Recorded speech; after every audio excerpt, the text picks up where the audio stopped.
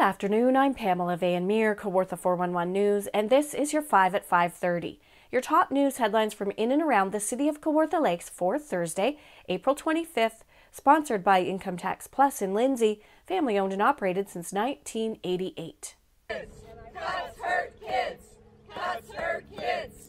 Chanting Cuts Hurt Kids, education workers and residents, including members of the Ontario Secondary School Teachers Federation, District 15, ETFO, CUPE 997, and the Lindsay and District Labour Council, are holding an information picket regarding cuts to education and the impact on local programming and staff at a PC Party fundraiser in Dunsford tonight. I think it's important that local folks understand the impact of the Doug Ford cuts to education. So what we've tried to do is get some information together so they can understand exactly what's being lost with the cuts that are proposed. We know that in the city of Kawartha Lakes and Haliburton, there's going to be 15 less high school teachers next year, 60 less courses running, and we know that some important programs like the Gold Star construction program at LCVI aren't going to be running next fall because of these cuts. We will have the full story later on Kawartha411.ca.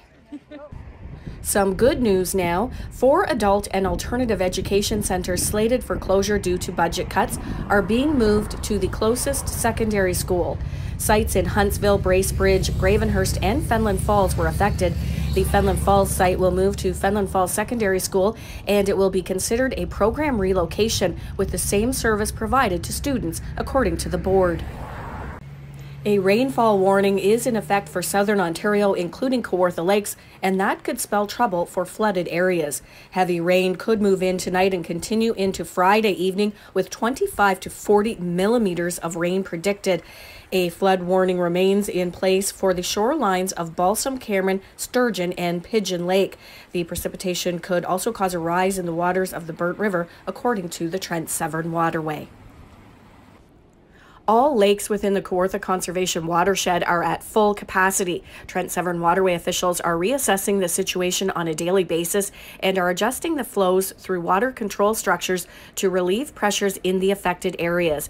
Snow surveys are also being conducted to evaluate the remaining snowpack.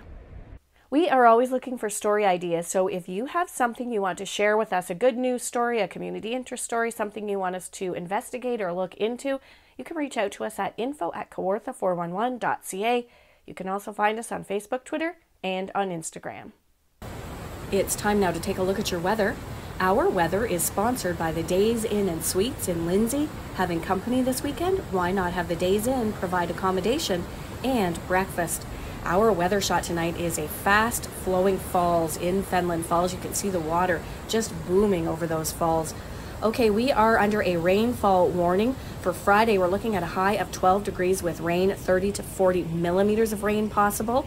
Saturday, 6 degrees and a few snow flurries, 1 centimeter of snow possible. And on Sunday, 8 degrees with a mix of sun and cloud. That's your weather, sponsored by the Days Inn and Suites in Lindsay.